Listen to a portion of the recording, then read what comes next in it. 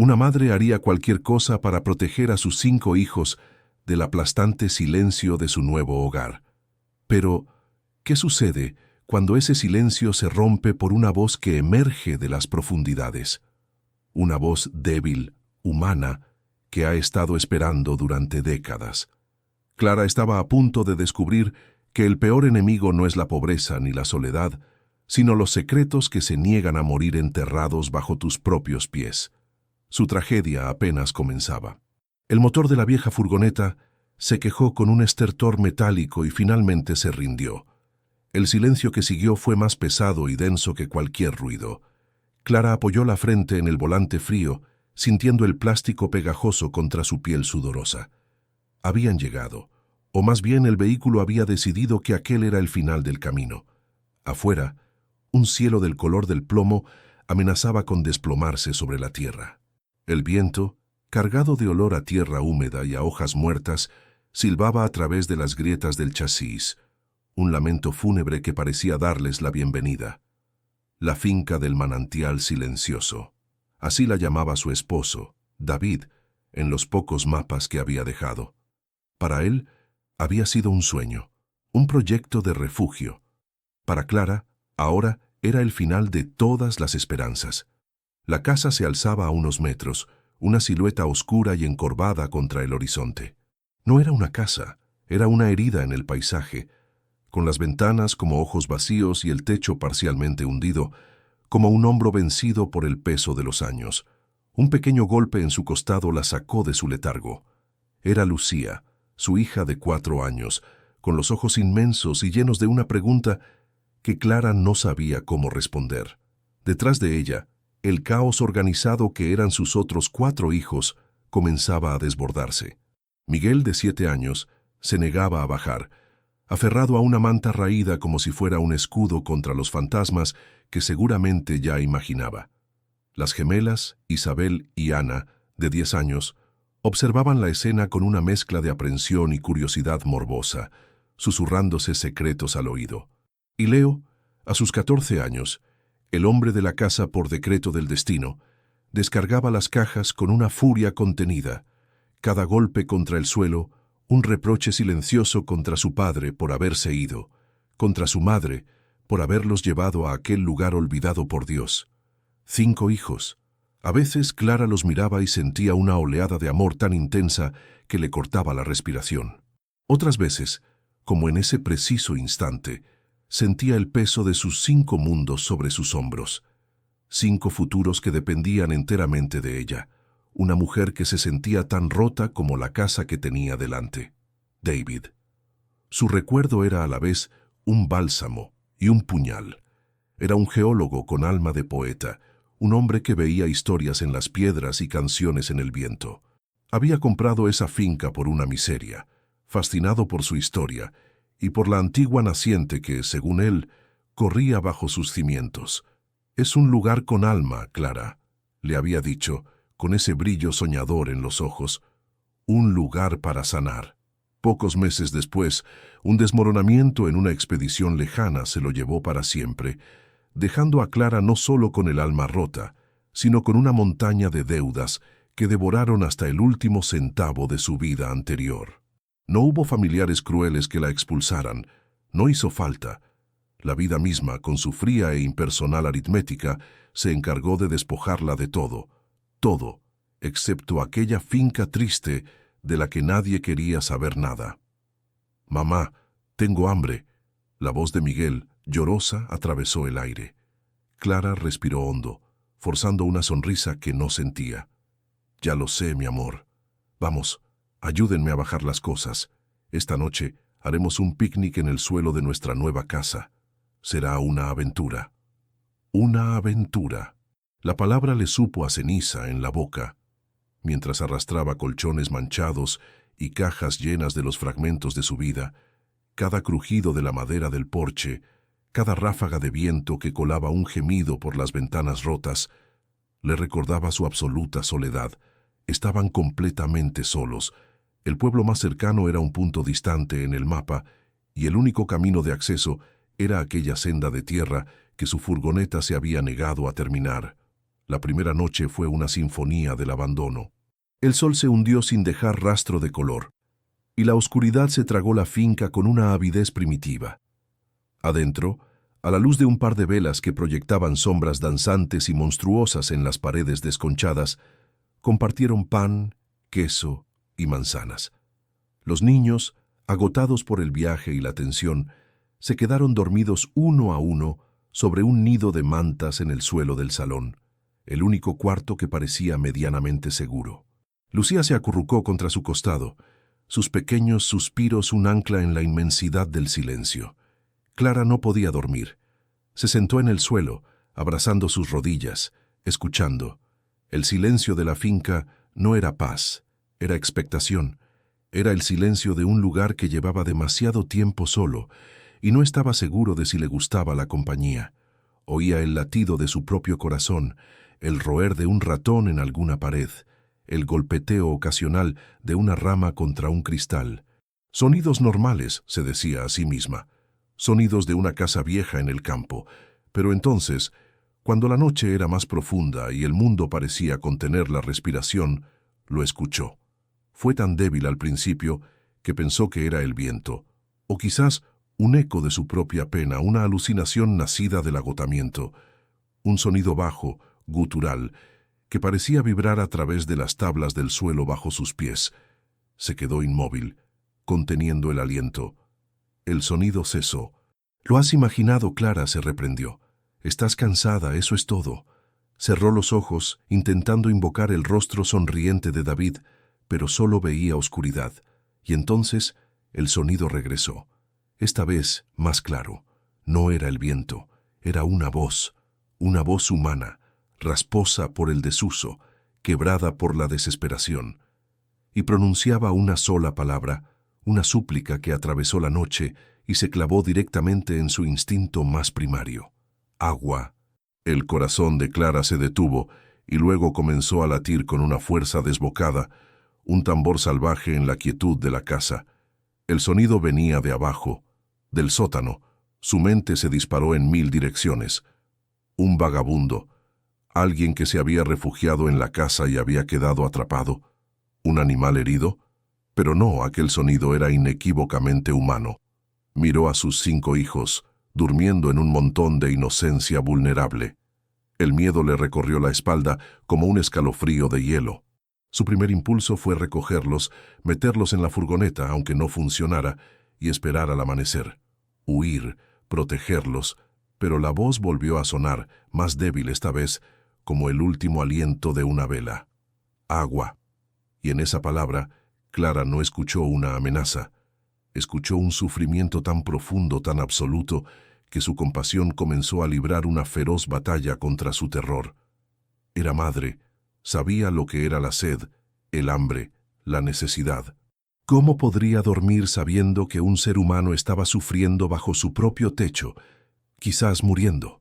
¿Dejarlo allí? ¿Ignorarlo? Sería una crueldad que la perseguiría para siempre. Se convertiría en parte de la tristeza de aquella casa. Si esta historia ya ha tocado tu corazón y sientes la angustia de Clara como si fuera la tuya, no olvides darle a me gusta, suscribirte para no perderte ni un segundo de este misterio y compartirlo con alguien que ame las emociones fuertes. Y cuéntame, ¿desde qué ciudad o país sientes el miedo y la esperanza que luchan en el alma de Clara? Tu apoyo nos da la fuerza para seguir contando estas historias. Se levantó, sus movimientos lentos y deliberados, para no despertar a los niños. Sus piernas temblaban, pero sus manos estaban firmes. Se acercó a la chimenea y tomó el atizador, un pesado trozo de hierro forjado. No era mucho, pero su peso en su mano le dio un ancla de valor. A la luz temblorosa de la vela, recorrió la estancia hasta encontrarla. Cerca de la cocina, oculta bajo una alfombra podrida, había una trampilla con una anilla de metal oxidado. La puerta del sótano. Tiró de ella, pero no se movió. Estaba atascada, hinchada por la humedad de décadas. Puso la vela en el suelo y tiró con ambas manos, un gruñido escapando de sus labios. La madera crujió en señal de protesta. La puerta parecía sellada, no por una cerradura, sino por el propio tiempo. Tomó el atizador y lo usó como palanca, introduciendo la punta en la rendija y empujando con todo el peso de su cuerpo. El miedo y la adrenalina le dieron una fuerza que no sabía que poseía. Con un estallido seco y un chirrido que le erizó la piel, la madera cedió. La puerta se abrió unos centímetros, liberando una ráfaga de aire frío y viciado que olía a tierra mojada, a olvido y a una desesperación tan antigua que casi era palpable. A pesar del terror que le paralizaba los pulmones, sabía que no podía detenerse ahora. Tenía que saber qué o quién había llamado desde la oscuridad. El aire que escapó de las entrañas de la casa era una exhalación glacial, cargada con el aroma denso de la tierra húmeda, de la piedra que nunca ha visto el sol, y de algo más, algo indefinible y antiguo, el olor de la soledad misma. Clara se quedó petrificada en el umbral, con el atizador de hierro aferrado en una mano y la vela en la otra, cuya llama danzaba frenéticamente, amenazando con extinguirse ante aquella corriente helada. La oscuridad que se abría a sus pies no era una simple ausencia de luz, parecía tener sustancia, un abismo negro y expectante que la invitaba a descender. Por un instante, el instinto de supervivencia le gritó que cerrara la trampilla, que pusiera un mueble pesado encima y que olvidara la voz, que fingiera no haberla oído nunca. Proteger a sus hijos era lo único que importaba. Pero entonces, desde el fondo de aquel pozo de negrura, llegó de nuevo el sonido. Ya no era una palabra, sino un gemido lastimero, el quejido de un animal atrapado que apela no a la razón, sino a la piedad más elemental. Y Clara supo que no podía dar marcha atrás. Dejar a una criatura sufriendo allí abajo la convertiría en un monstruo, en cómplice de la crueldad que habitaba en ese silencio. Con el corazón martilleándole en las sienes, se arrodilló, sujetó la vela con más firmeza y asomó la cabeza. Unos escalones de piedra, resbaladizos por una capa de musgo verdinegro, descendían en espiral hacia lo desconocido. ¿Hola? Su propia voz sonó extraña, un hilo tembloroso en la vasta quietud. ¿Hay alguien ahí? Solo el eco de sus palabras le respondió, rebotando en muros invisibles. Tomando una profunda bocanada de aquel aire viciado, comenzó el descenso. Cada paso era una negociación con el miedo. La piedra estaba fría y resbaladiza bajo sus pies descalzos. Apoyaba una mano en la pared rugosa y húmeda para mantener el equilibrio, sintiendo la vida minúscula de los líquenes bajo sus dedos. La luz de la vela era un círculo diminuto y parpadeante en una inmensidad opresiva, revelando solo fragmentos del entorno. La curva del muro, el borde de otro escalón, una telaraña que brillaba como un hilo de plata. 10, 11, 12 escalones. El aire se volvía más frío, más denso, y el olor a tierra mojada se intensificaba, mezclado ahora con el hedor inconfundible del estancamiento y el abandono. Finalmente, sus pies tocaron un suelo de tierra apisonada. Se detuvo, dejando que sus ojos se acostumbraran a la penumbra. El sótano era más grande de lo que había imaginado, una caverna excavada bajo la casa. El techo bajo estaba sostenido por gruesas vigas de madera oscura, cubiertas de un manto de telarañas tan denso que parecían sudarios. En un rincón, el sonido de un goteo constante marcaba un ritmo lúgubre, el pulso secreto de la casa. Fue entonces cuando su círculo de luz captó un movimiento. Al principio pensó que era una pila de harapos, una sombra entre las sombras, pero la sombra se movió de nuevo, y un escalofrío de pavor le recorrió la espina dorsal. Levantó la vela, su mano temblando violentamente, y la escena se reveló con una claridad brutal y espantosa. No eran harapos, era un hombre, o lo que quedaba de él. Estaba en el suelo, de espaldas a una antigua bomba de agua manual, de esas de hierro fundido, ahora cubierta por una costra de óxido y minerales. Una gruesa cadena, casi soldada por la herrumbre, salía de la base de la bomba y terminaba en un grillete que aprisionaba su tobillo. Estaba increíblemente delgado. Sus huesos se marcaban bajo una piel pálida y sucia. Llevaba puesta una ropa que se deshacía en jirones, y una maraña de pelo oscuro y barba le cubría el rostro. Estaba inmóvil, salvo por el leve ascenso y descenso de su pecho. Clara ahogó un grito. Esto no era un vagabundo que se había quedado atrapado. Esto era una atrocidad. Alguien había sido encadenado allí, abandonado para morir. La imagen era tan terrible, tan fuera de toda comprensión, que su mente se negó a procesarla por completo. El miedo que había sentido se transformó en un horror helado y, debajo de él, en una oleada de furia y compasión. Se acercó lentamente, paso a paso, como si se aproximara a un animal herido. «Señor», susurró. El hombre no reaccionó. Su cabeza estaba gacha, su cuerpo encogido. Clara se arrodilló a una distancia prudente y acercó la vela. Fue entonces cuando vio su rostro, y lo que vio la dejó sin aliento. A pesar de la barba, la suciedad y la demacración, los rasgos eran innegablemente jóvenes. No era un hombre viejo. Apenas parecía tener 30 años, quizás ni eso. Sus labios estaban agrietados y casi blancos. «Agua», musitó él de nuevo, con los ojos cerrados, la voz apenas un soplo de aire. El agua. Era lo único que pedía. Clara recordó haber visto un viejo cubo de metal junto a la entrada del sótano. Subió los escalones de 2 en 2, con el corazón desbocado, no por el miedo, sino por la urgencia. Arriba, en la cocina, llenó el cubo con el agua que había traído en garrafas, sus manos temblando tanto que derramó casi la mitad. Volvió a bajar, esta vez sin dudar. Se arrodilló junto a él. «Aquí», dijo con suavidad. «Tengo agua».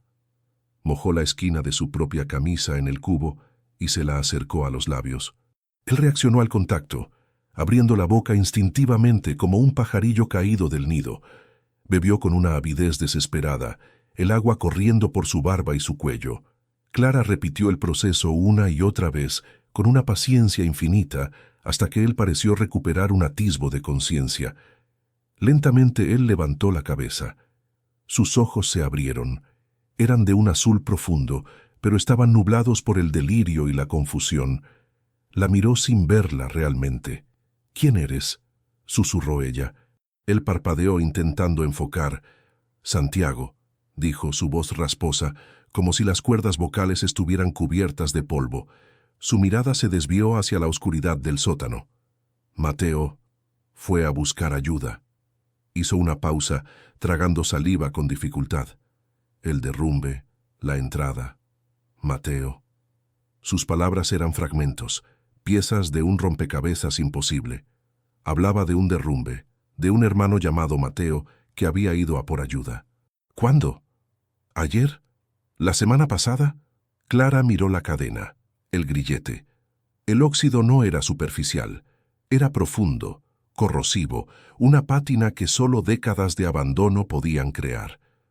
Miró el polvo que lo cubría todo, una capa gruesa e intacta que ningún acontecimiento reciente podría haber perturbado. Fue entonces cuando la verdad, una verdad monstruosa e ilógica, comenzó a abrirse paso en su mente. Él no estaba allí desde hacía días, ni siquiera semanas. La magnitud de aquel pensamiento era tan abrumadora que la hizo sentir vértigo. ¿Años? ¿Podía un ser humano sobrevivir años en aquellas condiciones? Miró el goteo constante en el rincón, el charco que se formaba a sus pies. La naciente de la que David le había hablado. ¿Había sobrevivido bebiendo esa agua? «Santiago», dijo ella, manteniendo la voz lo más calmada que pudo. «¿Cuánto tiempo llevas aquí?» Él sacudió la cabeza, un gesto de infinita confusión. «No lo sé». La luz dejó de entrar. «Mateo volverá. Siempre vuelve». Y en esa frase, en esa fe infantil y rota, Clara comprendió la profundidad de la tragedia. Su hermano nunca había vuelto. El derrumbe del que hablaba no había sido reciente. Debía de haber ocurrido hacía muchísimo tiempo. El tiempo, para Santiago, se había detenido en el momento del accidente, mientras que afuera el mundo había seguido girando, envejeciendo, olvidando. Este hombre era una cápsula del tiempo humana, una víctima no de un secuestro reciente, sino de un accidente olvidado. El conflicto que la atenazaba cambió de forma. Ya no se trataba de qué podría hacerle él a ella, sino de qué le haría el mundo a él. ¿Qué pasaría si llamaba a la policía? Se convertiría en un espectáculo mediático, un fenómeno de circo, un hombre perdido en el tiempo. ¿Cómo podría explicar su existencia a un mundo que lo había dado por muerto hacía décadas? ¿Y sus hijos? ¿Cómo podría protegerlos de algo así? Un crujido en lo alto de la escalera la hizo girar en redondo, el corazón dando un vuelco en su pecho.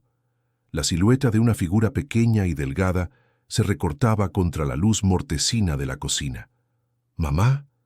Era Leo, su hijo mayor, de pie en el último escalón con los ojos abiertos de par en par, fijos en la escena que tenía delante. Su madre arrodillada en el suelo sucio, junto a un hombre encadenado que parecía un espectro. El terror y la confusión luchaban en su joven rostro. Antes de que Clara pudiera articular una palabra, antes de que pudiera inventar una mentira o gritarle que subiera, Leo bajó el último escalón. Sus ojos pasaron de su madre a la figura de Santiago, observando la cadena, los harapos, el estado desesperado en el que se encontraba. El miedo en su rostro dio paso a algo más, una expresión de horror y una empatía que iba más allá de sus 14 años. No gritó, no huyó. Se acercó a su madre, y su mirada no era de acusación, sino de una seriedad que lo hizo parecer mayor. El secreto, inmenso y terrible, ahora pendía en el aire entre los tres. Leo miró a Santiago, luego a su madre, y su voz, cuando finalmente habló, fue un susurro firme que rompió el hechizo de la irrealidad. No preguntó quién era o qué hacía allí. Su pregunta fue mucho más simple y mucho más profunda, una señal de que, en ese instante, había dejado de ser un niño. «Mamá», dijo, «¿cómo vamos a ayudarlo?» La pregunta de Leo no se disolvió en el aire viciado del sótano, se solidificó, convirtiéndose en un puente invisible entre la incredulidad y la acción. En la mirada de su hijo de 14 años, Clara no vio el pánico infantil que había temido, sino una gravedad sombría, una madurez forjada en el crisol del duelo reciente. En ese instante, supo que ya no estaba sola en esto. El peso aplastante del secreto se dividió, y aunque la carga seguía siendo inmensa, ahora era compartida. Se levantó del suelo, sintiendo el crujido de sus rodillas, y puso una mano en el hombro de Leo. «Vamos a ayudarlo», afirmó, su voz apenas un susurro pero cargada con una nueva determinación. «Pero nadie, Leo, absolutamente nadie puede saberlo. Ni las gemelas ni Miguel, nadie. ¿Entiendes? El mundo no está preparado para él». Leo asintió, sus ojos fijos en la figura acurrucada de Santiago. «¿Qué le pasó?» «No lo sé con seguridad», admitió Clara. «Creo que hubo un accidente, un derrumbe. Hace mucho, mucho tiempo. Su hermano fue a buscar ayuda y nunca regresó». La injusticia de aquello pareció resonar en el joven. La idea del abandono de una promesa rota era algo que él, habiendo perdido a su padre, podía comprender en un nivel visceral. Su mandíbula se tensó. «No podemos dejarlo aquí abajo». «No lo haremos», le aseguró Clara. «Pero primero necesita fuerza, necesita comida de verdad, y tenemos que limpiarlo. Y sobre todo, necesitamos encontrar una manera de romper esa cadena». Así comenzó su conspiración, una alianza forjada en el corazón de la noche, a la luz parpadeante de una única vela. Subieron juntos a la cocina, moviéndose con el sigilo de 2 ladrones en su propia casa. Mientras Leo montaba guardia en la puerta, Clara preparó un caldo caliente con los pocos vegetales que les quedaban y un trozo de pan.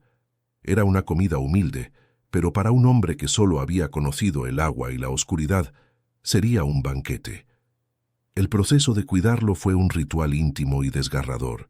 Bajarle la comida, ayudarlo a beber cucharada a cucharada, ver cómo sus ojos se llenaban de lágrimas de gratitud o de pura sobrecarga sensorial.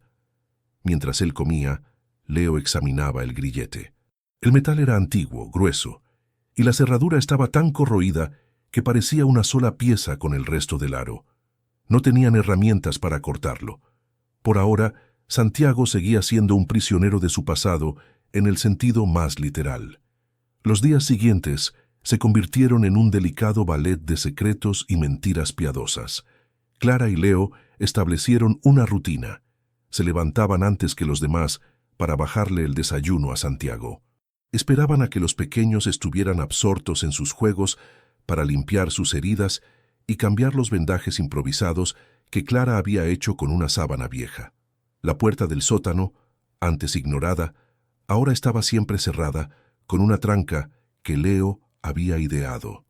Una barrera endeble pero necesaria contra la curiosidad de sus hermanos. Pero los secretos, por muy bien guardados que estén, tienen una forma de filtrarse en el aire, de cambiar la atmósfera de un hogar. Las gemelas, Isabel y Ana, fueron las primeras en notarlo. Eran observadoras, dos mentes agudas compartiendo un mismo universo. Notaban la comida que desaparecía más rápido de lo normal, los susurros apresurados entre su madre y su hermano mayor cuando creían que nadie escuchaba.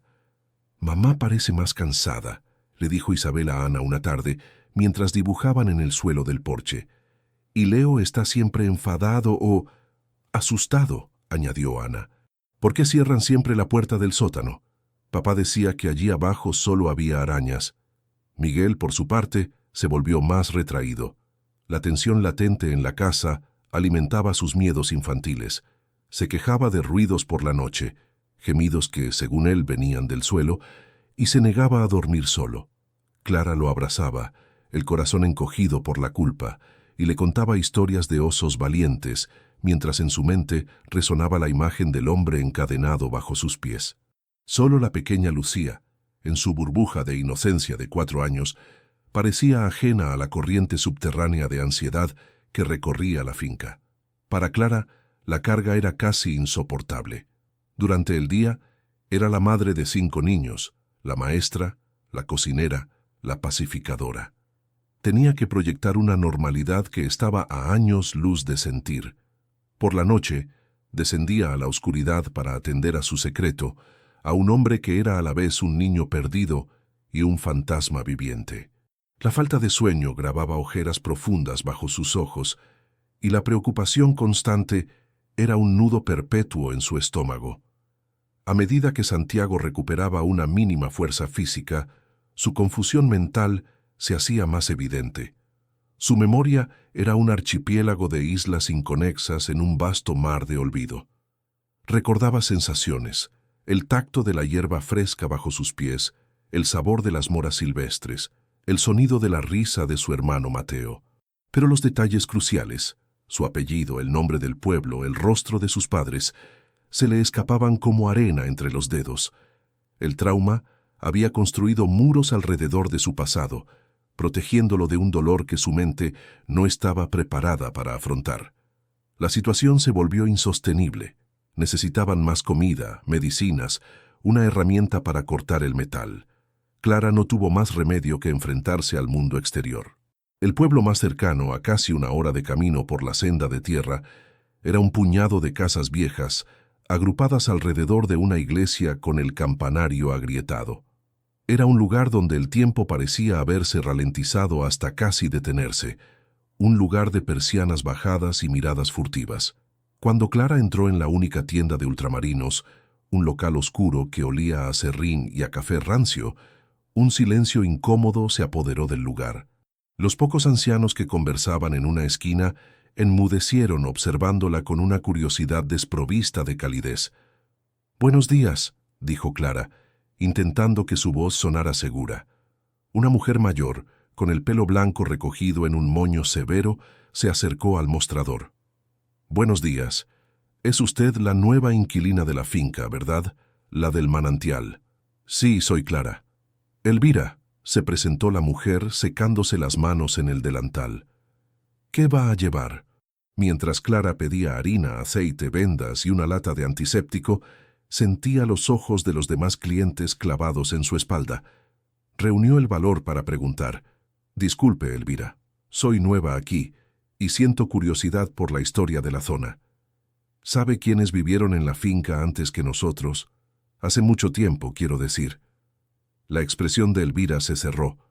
No fue hostil, pero fue un cambio perceptible, como una persiana que se baja con cuidado. Hace muchos años de eso. La gente viene y va. Una familia Creo que tuvieron una desgracia. Se marcharon de repente, nadie supo mucho más. Se encogió de hombros, un gesto que zanjaba la conversación. La memoria es frágil por estas tierras, señora.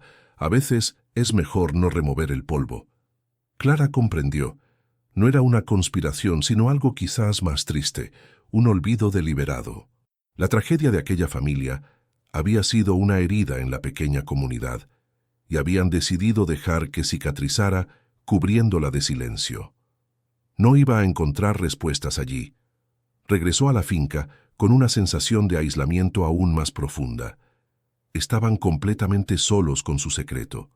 Esa noche, mientras le aplicaba antiséptico en las llagas que el grillete había dejado en el tobillo de Santiago, intentó un nuevo enfoque. «Santiago, no recuerdo muchas canciones de cuna», le dijo con suavidad, más para llenar el silencio que otra cosa. «Pero mi madre solía cantarme una. Hablaba de una estrella y un lucero». Él la miró, sus ojos azules vacíos de reconocimiento. La frustración era un sabor amargo en la boca de Clara. ¿Cómo podían ayudarlo si él mismo no sabía quién era? La respuesta llegó de la forma más inesperada, no a través de un interrogatorio, sino a través de la pureza de un momento que no estaba planeado. Un par de noches después, Lucía tenía fiebre. No era nada grave, pero estaba inquieta y no conseguía dormir. Clara la meció en sus brazos en el viejo sillón del salón, tarareando la única melodía que siempre parecía calmarla, una nana sencilla y dulce que su propia abuela le cantaba a ella. «Duerme, mi niño, duerme sin temor», canturreaba en voz baja. «Que la luna te cuida con su resplandor». Leo estaba sentado cerca, vigilante, mientras Santiago, a quien habían logrado subir y esconder en un pequeño cuarto de servicio junto a la cocina, descansaba en un colchón improvisado. De repente, desde el cuartucho, llegó un sonido ahogado, un sollozo que rasgó la quietud de la noche. Clara se detuvo, el corazón en un puño. Le hizo un gesto a Leo para que se quedara con Lucía y se acercó a la puerta. Entró con sigilo. Santiago estaba sentado en el colchón, con el rostro entre las manos, y su cuerpo se sacudía por los espasmos del llanto. Eran las primeras lágrimas que le veía derramar, una presa de dolor que se rompía después de décadas. «Santiago, ¿qué ocurre?», le preguntó ella, arrodillándose a su lado. Él levantó la vista, y en sus ojos había algo más que confusión. Había un destello de memoria, un reconocimiento doloroso. «Esa canción», dijo, su voz quebrada, «la luna, el resplandor, mi madre». Ella la cantaba. La cantaba para Mateo cuando tenía miedo de la oscuridad. El corazón de Clara dio un vuelco. Era la primera conexión real, el primer hilo sólido del que tirar. La canción, su madre, Mateo. ¿Recuerdas algo más de ella, Santiago? ¿De tu madre? Él cerró los ojos, concentrándose. Le gustaba cantar en la iglesia. Tenía un libro grande con la tapa azul, lleno de canciones. Un libro de canciones, un himnario. Movida por un impulso repentino, una corazonada tan fuerte que era casi una certeza, Clara se levantó. Recordaba un viejo baúl de madera que los anteriores dueños habían dejado en el desván, lleno de objetos olvidados. Le pidió a Leo que vigilara a Santiago y subió las escaleras polvorientas, con la luz de un candil de aceite guiando su camino. El baúl estaba en un rincón, cubierto por una lona. Al abrirlo, un olor a naftalina y a tiempo encapsulado llenó sus pulmones. Dentro había ropa apolillada, fotografías con los bordes amarillentos, un par de zapatos de niño. Y al fondo, tal como Santiago lo había descrito, había un libro grande con la tapa de tela azul descolorida, un himnario. Con manos temblorosas lo llevó abajo, a la luz de la cocina. Lo abrió. Las páginas eran quebradizas y olían a polvo dulce. Buscó en el índice hasta que encontró la canción de cuna. Pasó las páginas con cuidado hasta llegar a ella. Y allí, en el margen superior de la página, escrita con una caligrafía elegante y ligeramente inclinada, había una anotación. La tinta se había desvaído a un color sepia, pero era perfectamente legible. Para mis niños, Santiago y Mateo, Con todo el amor de vuestra madre, Elena Rojas. Clara leyó el nombre en voz alta, un susurro que pareció tener un peso inmenso en la quietud de la cocina. Rojas. Tenían un nombre. Por primera vez desde que aquella voz había roto el silencio, tenían un ancla, un apellido, un punto de partida, una frágil y diminuta esperanza. El apellido, Rojas, resonó en la cocina silenciosa con la solemnidad de una revelación. Ya no era simplemente Santiago, una figura anónima arrancada del tiempo. Ahora tenía una raíz, un linaje, una conexión tangible con el mundo que lo había olvidado. Para Clara, aquel nombre era más que una simple palabra, era una llave que podía abrir las puertas selladas del pasado y quizás ofrecer un camino hacia un futuro comprensible. Miró a Leo, cuyos ojos brillaban con una mezcla de asombro y excitación. La apatía adolescente que lo había consumido durante semanas se había disipado, reemplazada por el fervor de un detective a punto de resolver su primer gran caso. Rojas, repitió Leo en un murmullo. Con esto podemos encontrar algo. Tiene que haber registros en alguna parte. La lógica simple y directa de su hijo era un faro en la niebla de la incertidumbre de Clara. Tenía razón. Un nombre era un rastro. Pero el pueblo más cercano ya había demostrado ser un callejón sin salida, una comunidad amurallada por un pacto de olvido. Necesitaban acceder a información que fuera más allá de los recuerdos frágiles y selectivos de los lugareños. Necesitaban el mundo moderno. La biblioteca del instituto, dijo Leo de repente. Tienen ordenadores con internet. Puedo decir que necesito hacer un trabajo de historia. Nadie sospechará. El plan era arriesgado, pero era el único que tenían. Al día siguiente, Clara reunió sus escasas monedas para darle a Leo el dinero del autobús que pasaba una vez al día por la carretera principal a varios kilómetros de la finca. Verlo marchar por el camino de tierra, con su mochila al hombro y una determinación adulta en su caminar, le provocó una punzada de orgullo y de miedo. Estaba enviando a su hijo a exhumar fantasmas, una tarea demasiado pesada para un joven de 14 años. Mientras Leo estaba fuera, una nueva dinámica se instaló en la casa. Santiago, al oír su propio apellido, pareció despertar de un largo letargo. El nombre Rojas actuó como un catalizador, provocando pequeños destellos de memoria que antes estaban fuera de su alcance. Sentado en el pequeño cuarto de servicio, que ahora era su santuario, describía fragmentos de su vida con una claridad sorprendente. El olor a pan recién horneado que su madre, Elena, preparaba los domingos, la sensación de la madera rugosa de un columpio que su padre, Ricardo, le había construido en el roble del jardín, la risa contagiosa de su hermano pequeño, Mateo, cuando perseguían ranas en el arroyo. Eran imágenes idílicas, postales de una infancia feliz que hacían su situación actual aún más trágica. Escuchándolo, Clara sentía una profunda conexión con Elena Rojas, esa madre a la que nunca conoció. Veía sus propias esperanzas y temores reflejados en las historias de Santiago. Ella también quería construir un mundo seguro para sus hijos, un mundo donde el único sonido fuera el de sus risas. La finca, que al principio le había parecido una tumba de sus sueños, comenzaba a transformarse. Ya no era solo su refugio, era el custodio de la memoria de otra familia, y ella se había convertido, sin quererlo, en su guardiana. La espera de Leo se hizo eterna.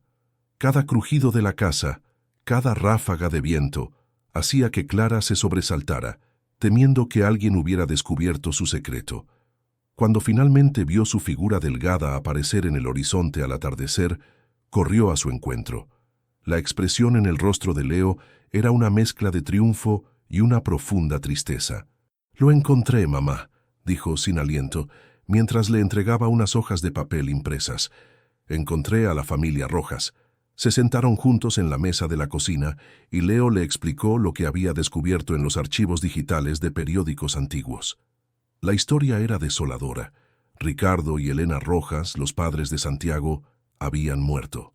Un accidente automovilístico en una carretera de montaña, apenas 3 meses después del día en que Santiago y Mateo desaparecieron. El artículo del periódico era breve. Una nota a pie de página en la crónica de sucesos local. Hablaba de una familia destrozada por la tragedia. La policía de la época había investigado la desaparición de los niños, pero sin encontrar rastro alguno. La teoría oficial impresa en blanco y negro era que los chicos se habían perdido en el bosque y probablemente habían sucumbido a los elementos. El accidente de los padres, tan poco tiempo después, fue visto como el golpe de gracia a una familia maldita. El caso se cerró. El mundo siguió adelante. ¿Y Mateo?, preguntó Clara con el corazón encogido. Él sobrevivió, respondió Leo, señalando otro documento. Al parecer, los servicios sociales lo encontraron. Tras la muerte de sus padres, lo enviaron a un orfanato en la capital de la provincia. No hay más registros después de eso. Es como si se lo hubiera tragado la tierra. La revelación cayó sobre ellos con un peso inmenso. El hermano de Santiago no lo había abandonado por voluntad propia. Mateo había sido una víctima más, un niño que, en el lapso de unos pocos meses, lo había perdido absolutamente todo: a su hermano, a sus padres, su hogar. La culpa que había atormentado a Santiago durante décadas se basaba en una premisa falsa. Esa noche, con una delicadeza infinita, Clara y Leo le contaron a Santiago lo que habían descubierto. La noticia de la muerte de sus padres fue un golpe devastador. El hombre se derrumbó, su llanto silencioso y profundo, un torrente de dolor contenido durante una eternidad. Lloraba por la madre que cantaba nanas, por el padre que construía columpios. Pero a través del dolor, la noticia sobre Mateo trajo un destello de algo que Santiago no había sentido en mucho tiempo: esperanza. Su hermano estaba vivo cuando lo llevaron. No lo había abandonado. Era un niño asustado, solo. «Tengo que encontrarlo», dijo Santiago, su voz ronca por la emoción. «Tengo que decirle que no fue su culpa». Esa nueva misión le dio a Santiago un propósito, un ancla en la tormenta de su mente. Pero también presentó un nuevo y abrumador obstáculo: cómo encontrar a un hombre que había sido un niño huérfano décadas atrás, cuyo nombre probablemente había sido cambiado. Los días siguientes, la atmósfera en la finca se cargó de una nueva energía. La búsqueda de la identidad de Santiago se había transformado en la búsqueda de su hermano perdido. El misterio se había vuelto personal, una causa familiar. Exploraron cada rincón de la casa, buscando cualquier cosa que la familia Rojas hubiera podido dejar atrás, cualquier pista que los guiara hacia Mateo. Revolvieron armarios, levantaron alfombras, buscaron en los cajones de viejas cómodas. Fue Clara quien lo encontró. Había algo en el dormitorio principal que siempre le había inquietado. Una sección del suelo bajo la ventana, donde las tablas de madera parecían ligeramente desniveladas, como si hubieran sido levantadas y vueltas a colocar. Llevada por una intuición, usó la punta del atizador para hacer palanca en una de las tablas. Crujió y cedió. Debajo, en el hueco oscuro entre las vigas, había un pequeño cofre de madera, no más grande que una caja de zapatos. Con el corazón latiéndole con fuerza, lo sacó. No estaba cerrado con llave. Levantó la tapa con cuidado. Dentro, envuelto en un paño de seda descolorido, había un paquete de cartas atadas con una cinta, y debajo de ellas un cuaderno de tapa dura. «¿Qué es, mamá?», preguntó Leo, que había entrado en la habitación atraído por el ruido. Clara abrió el cuaderno. La primera página tenía una inscripción con la misma caligrafía elegante que había visto en el himnario. El diario de Elena Rojas. Era el diario de la madre de Santiago. Un escalofrío recorrió a Clara. Sostener aquel objeto era como sostener el corazón de la casa, el testimonio silencioso de la vida que había palpitado entre aquellas paredes. Se sentaron juntos en el suelo, Clara, Leo y más tarde Santiago, a quien ayudaron a subir al dormitorio, su antiguo dormitorio. Con una voz suave y respetuosa, Clara comenzó a leer en voz alta. Las páginas del diario eran un portal a un mundo perdido. Elena Rojas cobraba vida a través de sus palabras. No era una figura trágica, sino una mujer vibrante, llena de amor por su familia y de una profunda conexión con la naturaleza que la rodeaba. Escribía sobre las pequeñas alegrías: el primer diente de Mateo, La fascinación de Santiago por los mapas estelares de su padre, los picnics familiares junto al arroyo. Pero a medida que las páginas avanzaban, una sombra de preocupación comenzaba a teñir sus escritos. Santiago y Mateo están obsesionados con la cueva bajo la casa, leyó Clara. Ricardo les ha contado las viejas leyendas sobre el manantial que dicen que sus aguas curan la tristeza. Ellos lo han convertido en su reino secreto. Me da miedo. Es un lugar oscuro y húmedo, y he oído crujidos extraños viniendo de allí. Ricardo dice que solo es la casa asentándose, pero mi instinto de madre me dice que hay algo peligroso en esa oscuridad. Santiago escuchaba, absorto, con los ojos cerrados, como si cada palabra de su madre reconstruyera una pieza de su alma rota. Recordaba la cueva, la emoción de la aventura prohibida, la promesa de un mundo secreto que compartía con su hermano. Clara continuó leyendo, la voz quebrándose en ocasiones. El diario era un testimonio del amor incondicional de una madre, de sus sueños y de sus temores. Y entonces llegó a la última entrada. La fecha estaba marcada con urgencia. Era el día en que los niños desaparecieron. Hoy han vuelto a bajar. Llevan horas allí. Ricardo ha ido a buscarlos, pero no responden. Hay un silencio terrible, un silencio que no es natural. Tengo un presentimiento horrible, una opresión en el pecho que me ahoga. Algo ha pasado.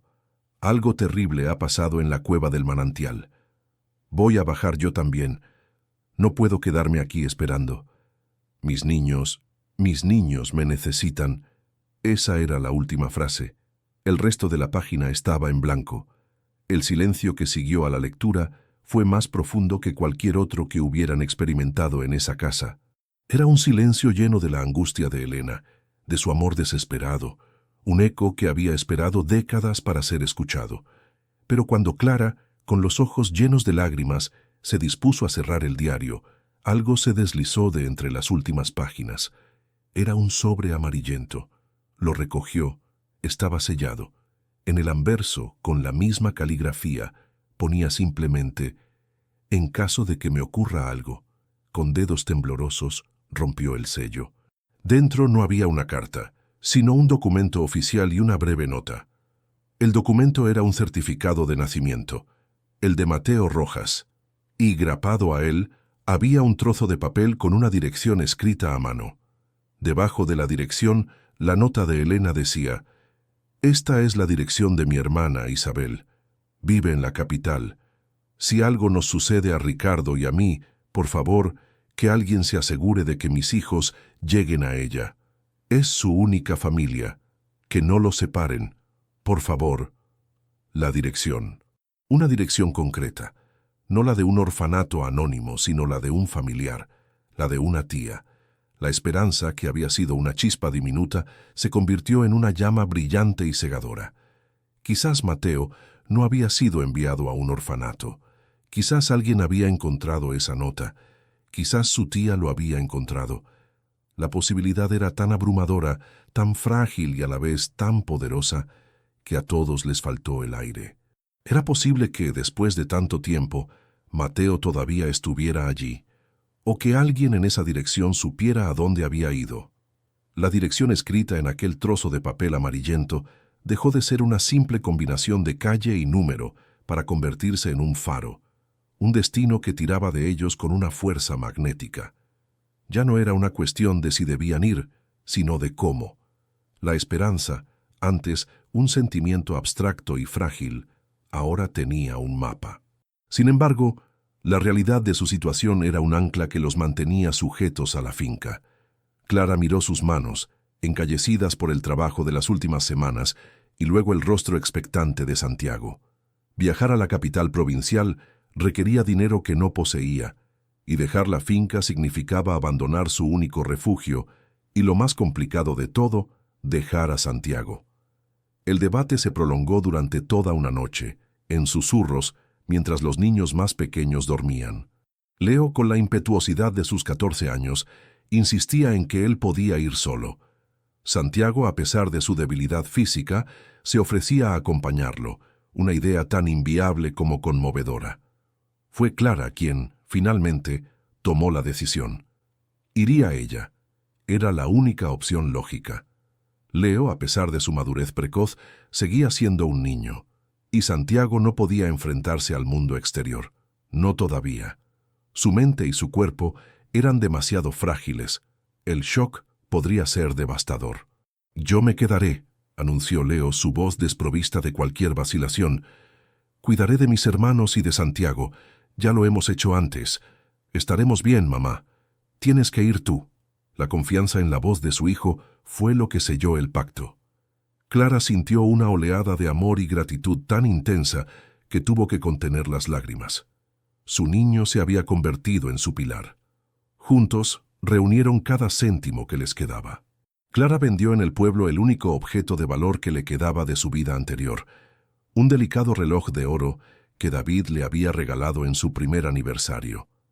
El dinero que obtuvo el orfebre local no fue mucho, apenas lo suficiente para el billete de autobús de ida y vuelta y para dejar algo de efectivo a Leo para emergencias. Cada moneda se sentía como una pequeña pieza de su pasado sacrificada por la posibilidad de un futuro. La mañana de la partida fue un torbellino de emociones contenidas. Clara preparó comida para varios días, dejó una lista interminable de instrucciones para Leo y abrazó a cada uno de sus hijos con una fuerza que ocultaba su ansiedad. El abrazo más difícil fue con Santiago. Él la miró con sus ojos azules, llenos de una mezcla de esperanza aterradora y gratitud infinita. «Encuéntralo, Clara», le suplicó en un susurro. «Dile que nunca dejé de esperarlo». «Lo haré», le prometió ella, sintiendo el peso de esa promesa como una carga sagrada. El viaje en autobús fue una transición entre dos mundos. A medida que el vehículo se alejaba de los paisajes rurales y se adentraba en el bullicio creciente de la ciudad, Clara se sentía cada vez más pequeña y anónima. La capital provincial era un laberinto de asfalto y ruido, un organismo indiferente que contrastaba violentamente con el silencio cargado de significado de la finca. Se aferraba a su bolso, donde guardaba el diario de Elena, el certificado de nacimiento de Mateo y la dirección de Isabel Rojas como si fueran talismanes. La dirección la llevó a un barrio antiguo, de edificios de fachadas señoriales, pero desgastadas por el tiempo. Encontró el número, un portal de madera maciza con un llamador de bronce en forma de león. El corazón le latía con una fuerza desbocada. ¿Qué encontraría detrás de esa puerta? ¿Una anciana que había perdido la esperanza hacía décadas? ¿Una casa vacía? ¿O, con suerte, una pista? Llamó. El sonido del bronce contra la madera resonó en el zaguán silencioso. Esperó, conteniendo la respiración. Pasaron los segundos que se sintieron como horas. Cuando estaba a punto de darse por vencida, oyó el sonido de pasos arrastrados y el chirrido de varios cerrojos al abrirse. La puerta se abrió una rendija, revelando el rostro de una mujer muy anciana, con el pelo blanco como la nieve y unos ojos agudos y curiosos tras unas gafas gruesas. «¿Sí?», dijo la mujer, su voz frágil pero firme. «Disculpe», comenzó Clara nerviosa. «Busco a Isabel Rojas. ¿Vive ella aquí?» La anciana la estudió de arriba abajo. «Yo soy Isabel Rojas. ¿Quién la busca?» El alivio fue tan abrumador que Clara sintió que las rodillas le flaqueaban. Estaba viva. «Mi nombre es Clara. Sé que esto le sonará increíblemente extraño, pero se trata de su hermana, Elena, y de sus hijos, Santiago y Mateo». Al oír esos nombres, el rostro de Isabel se transformó. La curiosidad dio paso a una expresión de profundo dolor, una herida antigua que se reabría de repente. «Pase», dijo, abriendo la puerta por completo. El interior del apartamento era como un museo de una vida detenida. Muebles cubiertos con sábanas, fotografías en sepia en las paredes, un silencio denso y polvoriento. Isabel la condujo a un pequeño salón y se sentó pesadamente en un sillón. Le contó su historia, una historia de décadas de incertidumbre y de un duelo que nunca había podido cerrarse del todo. «Nunca supe qué les pasó», confesó Isabel con la voz quebrada. «Recibí la noticia del accidente de Elena y Ricardo. Fui al pueblo, busqué a los niños, pero la policía me dijo que se habían perdido en el bosque semanas antes. Nadie encontró nunca sus cuerpos. Yo Yo me negué a creerlo. Durante años puse anuncios, contacté a cualquiera que pudiera ayudar, pero era como si se los hubiera tragado la tierra. Clara escuchaba, el corazón encogido por la pena de aquella mujer. Sacó el diario de Elena y se lo entregó. Isabel lo tomó con manos temblorosas, reconociendo la caligrafía de su hermana. Mientras pasaba las páginas, las lágrimas corrían libremente por sus mejillas arrugadas. Entonces, Clara reunió todo su valor y le contó la verdad. Le habló de la finca, de la voz en el sótano, del hombre encadenado que había perdido la noción del tiempo. Le contó la historia de Santiago.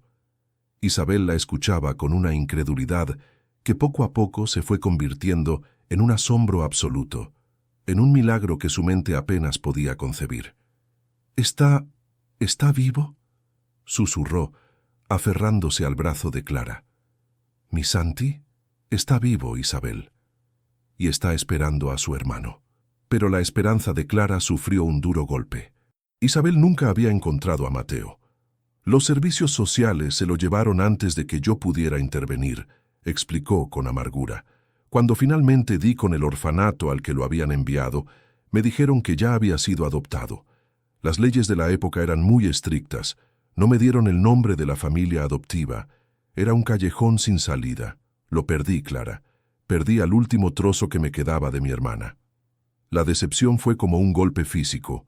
Habían llegado tan cerca, pero Isabel, a pesar de su edad, poseía una mente lúcida. «Espera», dijo levantándose con dificultad. «No me dieron su nuevo nombre, pero sí me permitieron dejar algo para él, por si alguna vez buscaba sus orígenes. Una caja. La dejé en los archivos municipales, asociada a su expediente de nacimiento». De nuevo, un hilo de esperanza. Juntas, las dos mujeres, una joven viuda y una anciana que había esperado toda una vida, fueron a los archivos municipales. Era un edificio gris e impersonal, lleno de hileras interminables de documentos.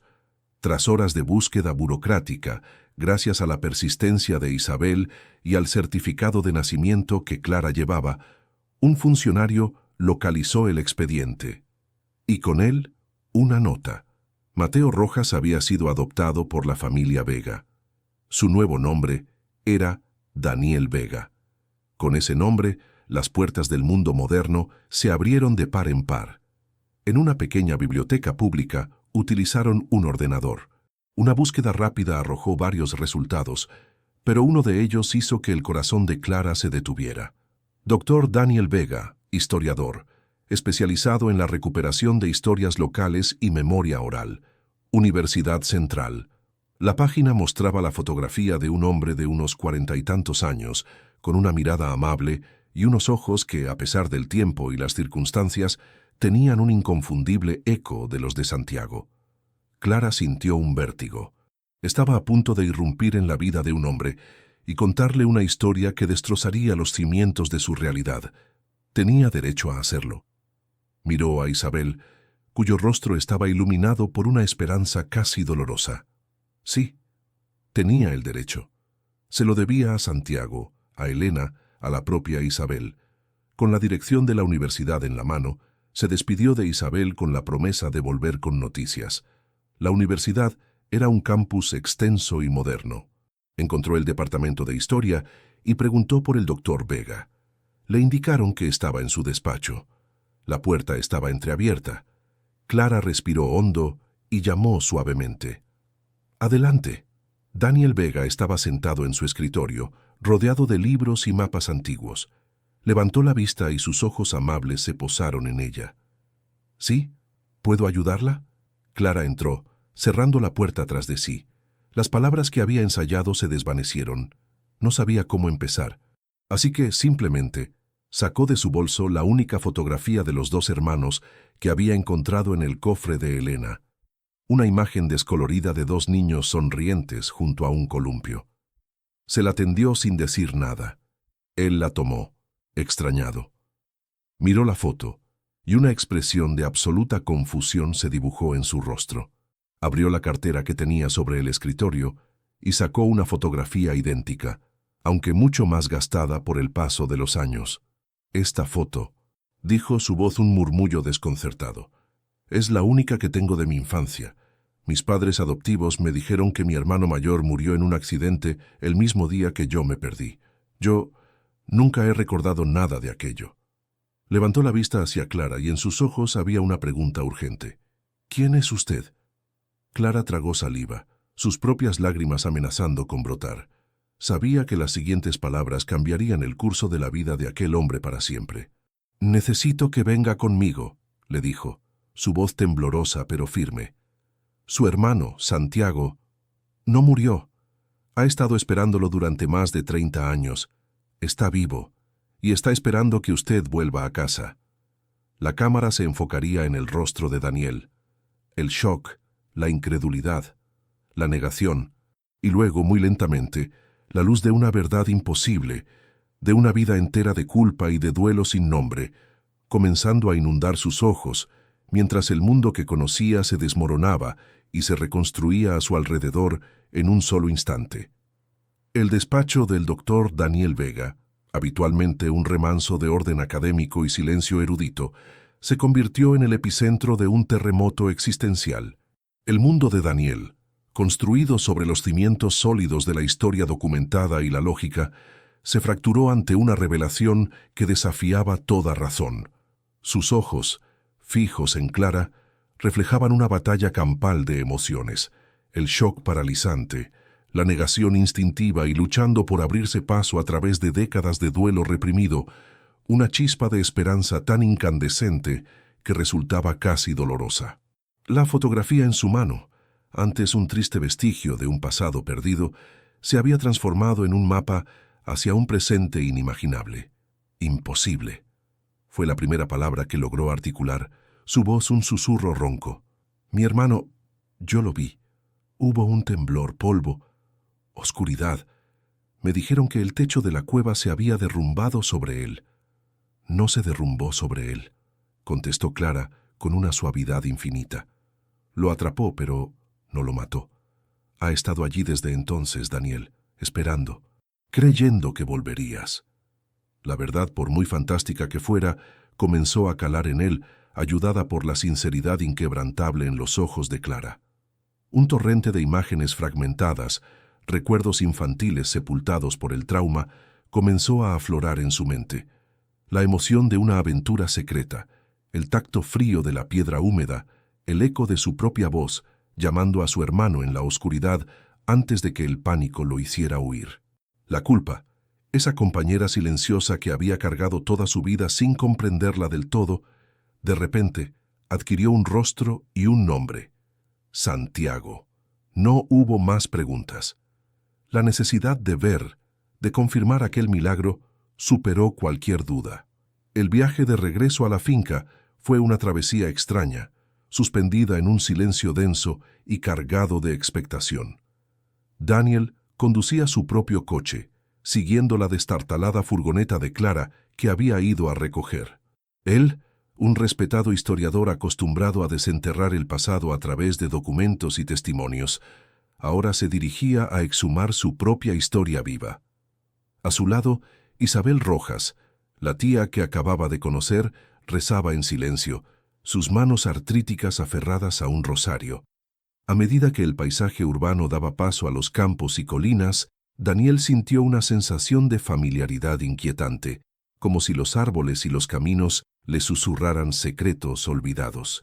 Cuando finalmente tomaron la senda de tierra que llevaba a la finca, su corazón comenzó a latir con un ritmo primitivo. La casa apareció en el horizonte y él la reconoció.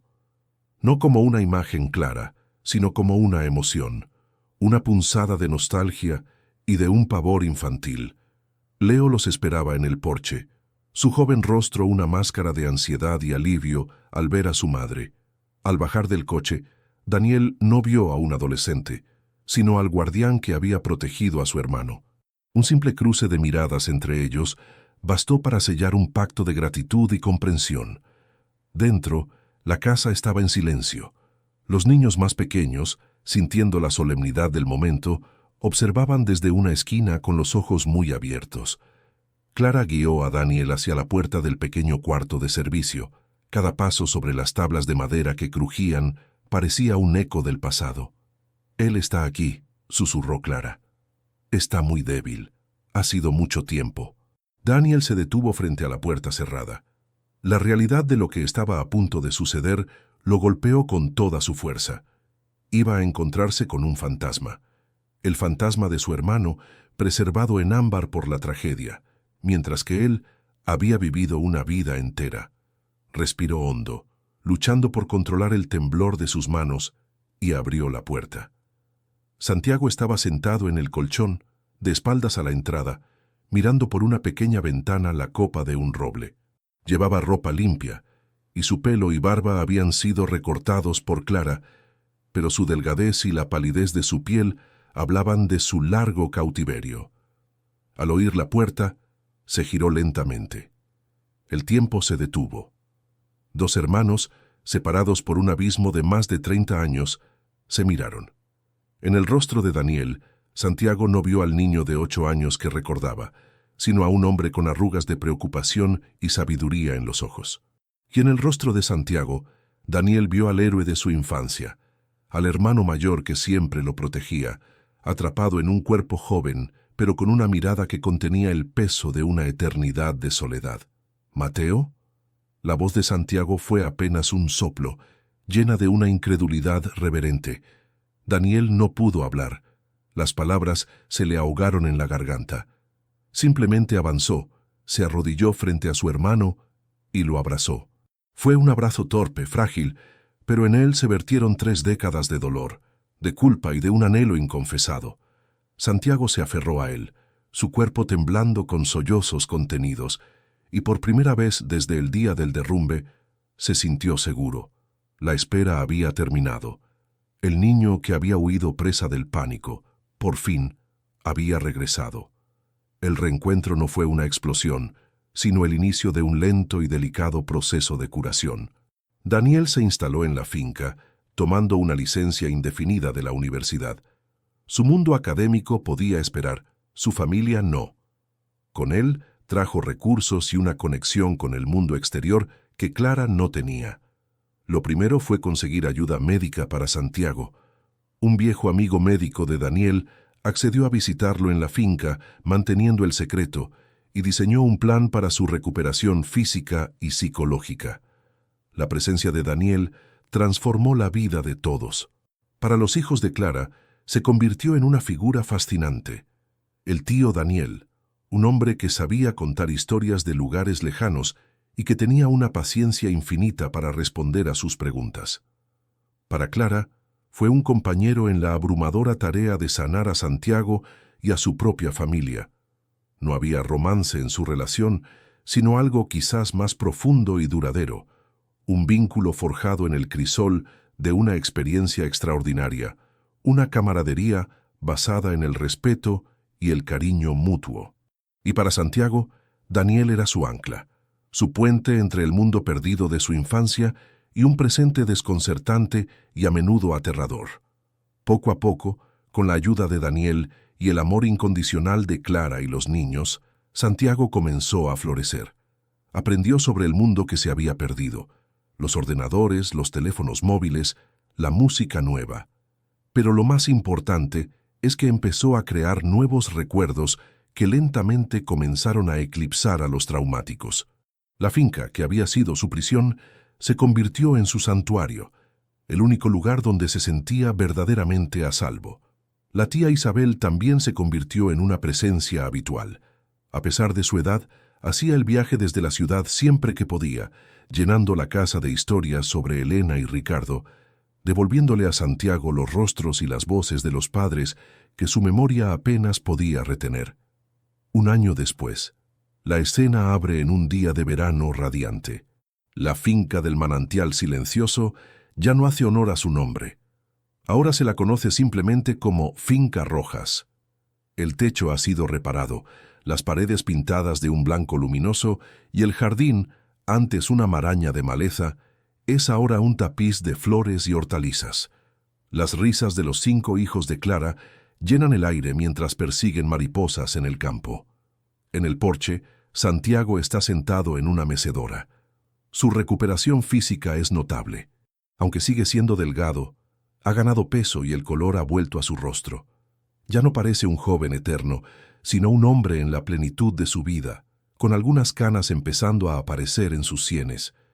Está enseñándole a Miguel a identificar las constelaciones en un viejo mapa estelar que perteneció a su padre. Daniel está a su lado, ayudando a las gemelas a construir un pequeño dique en el arroyo. La escena final se centra en Clara. Está de pie, apoyada en el marco de la puerta, observando a su extraordinaria y heterogénea familia. Una sonrisa serena y genuina ilumina su rostro. Ya no hay rastro de la mujer desesperada y agotada que llegó a aquel lugar un año atrás. Ha encontrado mucho más que un refugio. Al abrir la puerta del sótano no liberó a un monstruo ni a un fantasma, sino que liberó la capacidad de su propia familia para amar, para sanar y para crecer. La casa que nadie quería, el lugar estigmatizado por la tristeza y el olvido, se había convertido en el hogar más vibrante y lleno de vida que jamás hubiera podido imaginar. La voz que surgió de la oscuridad no fue un presagio de terror, sino un eco de amor fraternal que se negó a ser silenciado por el tiempo. Fue una llamada de auxilio que, al ser respondida con compasión, no solo salvó una vida, sino que reconstruyó muchas otras. Clara mira el cielo azul, escucha la sinfonía de risas a su alrededor y comprende con una certeza absoluta que al rescatar el pasado de Santiago ha asegurado el futuro de sus propios hijos. Y en ese preciso instante se siente, por primera vez en mucho tiempo, verdaderamente en casa.